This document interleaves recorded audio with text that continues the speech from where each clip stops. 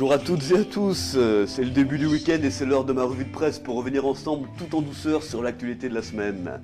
Musique de circonstance puisque vous le savez, ils se sont dit oui. Je parle bien sûr de François Bayrou du Modem et de Jean-Luc Borloo de l'UDI. Ils se sont fait leur déclaration d'amour devant les journalistes à Paris à la Maison de la Chimie. Donc, vous prenez deux centristes, vous les mélangez dans un tube à essai, vous les secouez un peu et vous obtenez un nouveau parti. Nouveau parti que nos deux apprentis chimistes ont décidé de nommer, tenez-vous bien, UDI Modem l'Alternative. Ah, ça décoiffe, hein. Alors, ce qui me fait un peu peur, moi, c'est la communication dans leur parti. Entre un alcoolique et un bègue, je ne sais pas s'ils vont arriver à se comprendre. Ceci explique peut-être d'ailleurs un nom de parti aussi pourri. Toujours politique, mais à l'international cette fois-ci, un scandale au Canada, le maire de Toronto reconnaît avoir fumé du crack. Alors j'ai vérifié l'info, la ville de Toronto est jumelée avec la ville d'Amsterdam, ça s'invente pas quand même. Et par curiosité, je suis allé voir sur internet ce que c'est que le crack parce que j'y connais vraiment rien. Ah ouais, moi au niveau de la drogue, je suis vraiment un puceau quoi. Quand je tire une taffe sur une cigarette électronique, j'ai l'impression d'être un super voyou. Et alors avec cette histoire à Toronto, je me demandais si un jour à Saint-Étienne, on aurait peut-être des révélations de la part de notre maire, Maurice Vincent. Peut-être qu'en cachette, il se cuisine des space râpés, ou alors il a peut-être déjà fait une overdose au sarrason ou au bar à beurre. En tout cas, le secret est bien gardé. Toujours en Amérique, mais aux States, cette fois-ci, New York a élu son nouveau maire.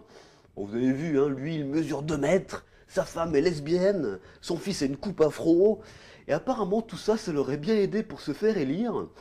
Et donc en vue des municipales de 2014, et selon mes informations, on aurait aperçu Maurice Vincent, notre cher maire de Saint-Étienne, dans un salon afro du côté du Crède Rock. Et selon mes infos toujours, il aurait demandé à sa femme de faire son coming out. Allez, je vous emmène dans l'espace, cette fois-ci une fusée indienne en route vers Mars. Donc ça n'est pas le titre de la dernière superproduction des films de Bollywood, non, non, le gouvernement indien a réellement décidé d'envoyer une fusée sur Mars. Alors par contre, je me demande vraiment ce qu'ils vont foutre là-bas, quoi. On m'aurait dit une fusée chinoise. Là, je me serais dit, c'est peut-être pour ouvrir un resto ou un atelier de couture. Mais là, Ou alors, il y a peut-être déjà un resto chinois sur Mars, et les Indiens veulent envoyer des gars pour vendre des roses aux clients. C'est une possibilité, je m'interroge toujours. Enfin, si même les pays du tiers-monde se mettent à envoyer des fusées dans l'espace, bientôt on risque de voir, je sais pas moi, une fusée bolivienne s'envoler vers Jupiter, ou pourquoi pas encore une fusée portugaise s'envoler vers Saturne, non ouais. Saturne qui, au passage, a une densité extrêmement faible, à un point qui fait que si la planète Saturne était plongée dans une piscine imaginaire remplie d'eau, elle flotterait à la surface comme un ballon. Voilà, c'était le moment. J'ai appris un truc et je vous en fais profiter de ma chronique. Voilà, comme disait ma grand-mère, hein, la culture c'est comme la confiture. Moins on en a, et plus on l'étale. Alors, toujours à propos de l'espace, une étude nous apprend que notre galaxie pourrait abriter des milliards de planètes habitables. Et donc en apprenant cette nouvelle, Manuel Valls aurait commencé à construire une fusée dans son garage pour envoyer Leonarda et toute sa famille dans l'espace. Toujours sur l'immigration, on apprend que 10 000 régularisations de sans-papiers supplémentaires en 2013 par rapport à 2012. Et très franchement, j'y crois pas trop à cette info, parce que non, ça voudrait dire qu'il y aurait 10 000 Leonarda qui seraient arrivés sur le territoire l'année dernière.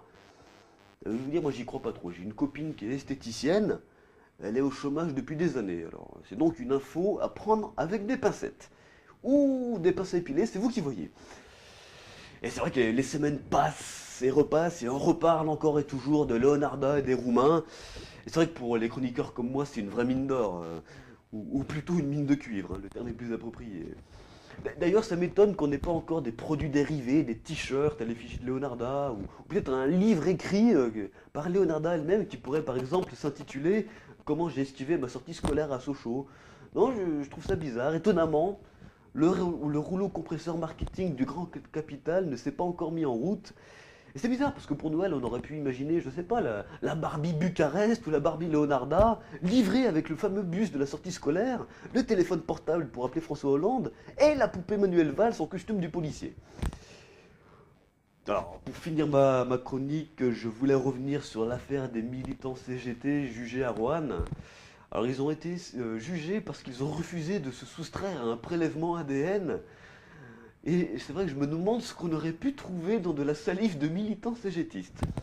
Des extraits de bière ou de ricard, des fragments de gitane de maïs ou encore des échantillons de merguez.